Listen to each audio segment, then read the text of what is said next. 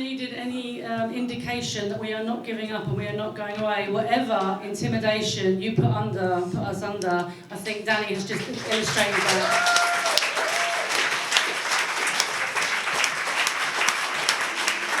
When we have people, women of the calibre of Danny in the room and the other women that she mentioned, and the struggles they have fought and the rights they have won for us and for future generations, being treated like this, it's an absolute outrage, absolute outrage.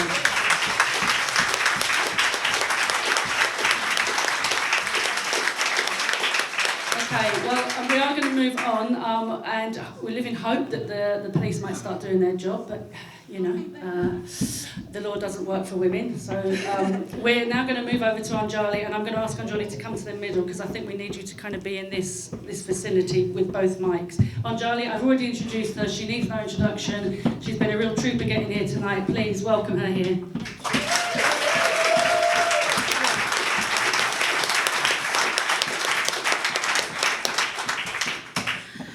Good evening, everyone. First of all, can I just say, wow. The secrecy and the fears and the suffragette-esque whole charade that we've had to get through to get here is definitely not something I thought I'd have to get through when I said yes to speaking tonight. And it's with the greatest sense of irony, actually, that I note that in 2019, when women are supposed to be breaking down ceilings and walls and barriers and getting our equal pay and being represented in Parliament, when it comes to us just meeting to talk about some fears or some worries that we might have, we're faced with this. That we need to be secret about the fact that we're meeting, and that we're meeting at all, and who we're meeting with is really heartbreaking for me. And if there's any further proof needed of, in the world of how little women as a reality, and a physical, undeniable reality at that, actually possesses in terms of the safe spaces we need to speak our mind, then this is it, I think. This is the epitome. So every one of you who made it through those crowds and are here today, well done. It's just amazing.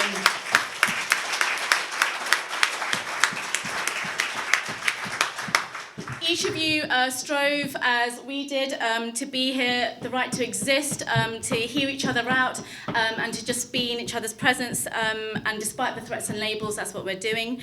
And let's hope that in the future, with many future Women's Place UK meetings, we can actually sit down and talk with the people that are protesting against us right now. I'm here tonight because I am really sickened to the heart at what I perceive to be a heightened othering of the already established other. As a woman who isn't white, definitely not slim, and better yet wears this on her head, you can believe me when I say I know what it feels like to be constantly othered, even in the spaces where I hope I might not be. And after nigh on 3 decades of trying to fit in, to be accepted as the feminist I am, to find spaces where I can just be me without having to battle another level or another label or another patronising stereotype or a racist bias that has nothing to do with me, I find it shocking that even now, in the space to call myself what I am, a woman, who needs a companionship and friendship of other women and the support of other women, is also being chipped away at. The very words girl and woman, the very basic but huge facts of my existence, my genetic makeup, my body's functions, my needs, my capacities, my limits, my possibilities, the things I'm stopped from doing, the shared experiences that come under those 2 little words, girl and woman, now seems to be absolutely something to be disrespected and fought with disdain. And along with a gradual but very deliberate marking down, drowning out and silencing of those 2 words and anyone who dares to call themselves those 2 words, imperfect as they are, we are faced with a cramping down, a cutting of further, a deliberate abolition and annihilation of spaces and safety measures that we as women have fought for and that our ancestors have fought for.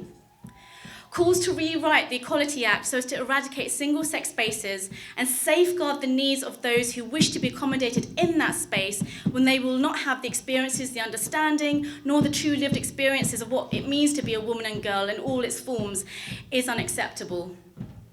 calls to begin placing pressure on children at primary level to pick a label and pick a side and pick a mode of living when they can barely pick the cereal they want that morning is beyond imagining.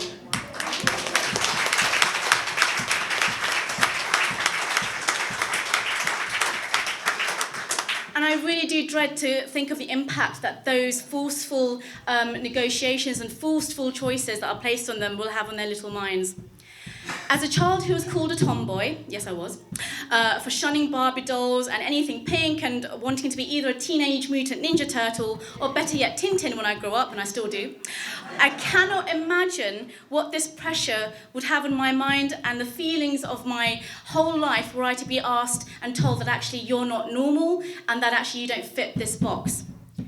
Because unlike today, children who are being told that they're not normal and being told that they have some kind of strange dysphoria for liking things that they simply like is absolutely terrifying.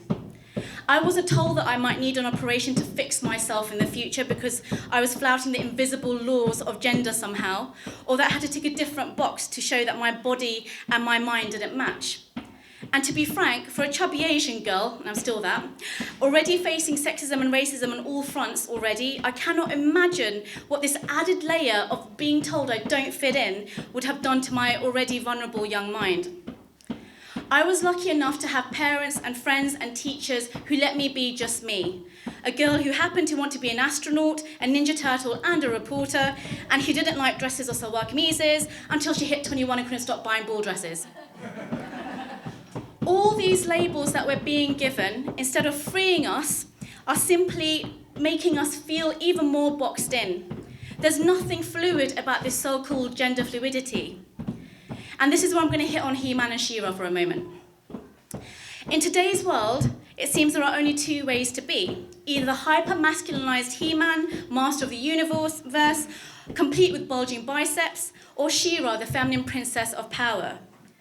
Are those really the only options we have? Are we really telling ourselves that if we'd prefer to do a sword swapsy or a unicorn swapsy, we're not right somehow, that we can't fit in? What happened to all of us being able to do what we like, dress how we want, practice what faith we want, and do whatever we want with our clothes, our heels, whatever, as long as it doesn't hurt anyone? What happened to all of that? As a woman of faith, whose God, may I please remind everyone, is genderless, I have zero problems with anyone who is anything other than me.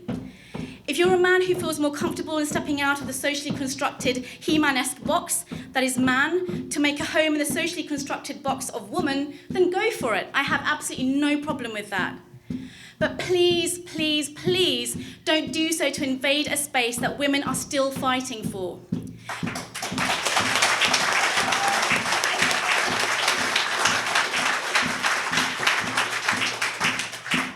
Feel free to create your own space, a third space, a fourth space, a seventh space, one in which caters for you and your unique experiences and needs, because those won't be shared by us either.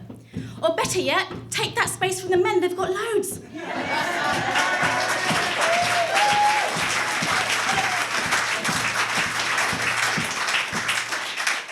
And please don't pretend that my own experiences of transforming from a girl to woman and all the millions of tiny hurts and digs and pains and prejudices and pushbacks that we as women suffer daily as a result of being those two words, girl or woman, can be shared by you either, because you were born with certain privileges. Whether it's toilets or changing rooms, specialist services in a refuge, school toilets or prison cells, it's vital that women's uniqueness, lives and wants be as respected as you want your uniqueness, lives and wants to be respected. As someone working with women fleeing domestic violence and wars, human trafficking rings, childhood sexual abuse, and a million and one other experiences of male-inflicted violence in between, our underfunded, drastically reducing single-sex spaces are literally our last vestiges of safety. For women who have been literally punched, beaten, raped, and broken at every possible level you can possibly conceive, to be forced to accept a former man as part of their healing process will, to put it bluntly, lead to further trauma, or worse still, a distrust of the services that were placed there to help them in the first place.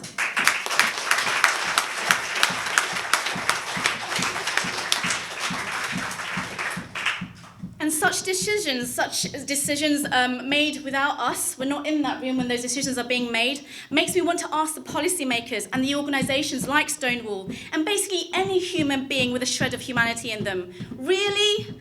Do these women's needs, do our needs and the needs of the young boys and girls that we bring with us, do they matter really so little to you? Aren't they just as important as those wanting to be granted access, and not only access but special allowances and rules too? As I look around in today's world, I see more and more bewildered women and girls feeling confused, alienated, afraid and silenced. Women like myself and my Sikh or Hindu or Jewish friends who need single-sex spaces to safely unveil, wash up, reconfigure ourselves, or women who are breastfeeding and lactating and need a place to just let it all hang out, or women going through the menopause or chemotherapy who need safe spaces to just be looked after, or young girls on their first ever periods and sprouting breasts who need space for support and reassurance, or every woman ever who needs a safe space to come and meet and talk about fears like we're doing tonight without being threatened with violence. Even the smallest annihilation of the basic right to be a woman in the presence of other women can have dire impacts on our health and state of mind.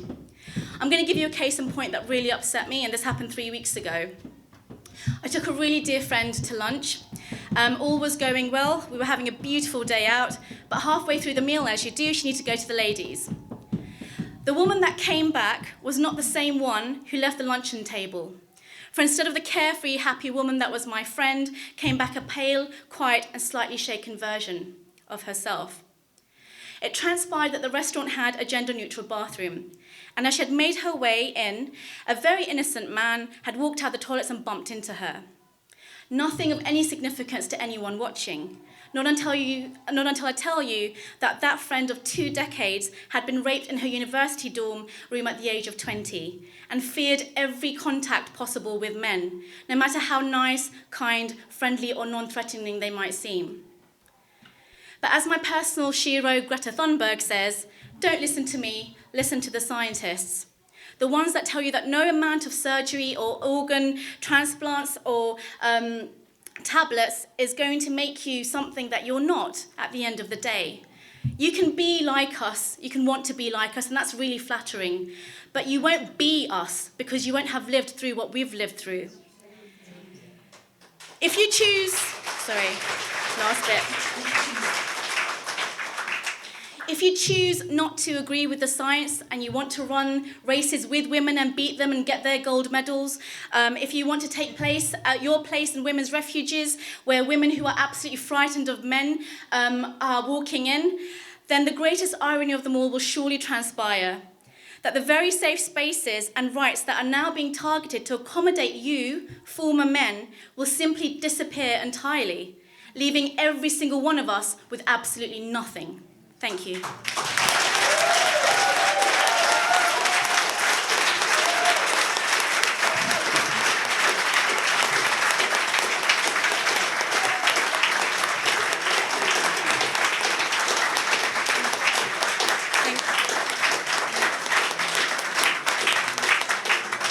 Thank you, Anjali. Thank you very much. We're really, really pleased that you came tonight and that you fought through the mob.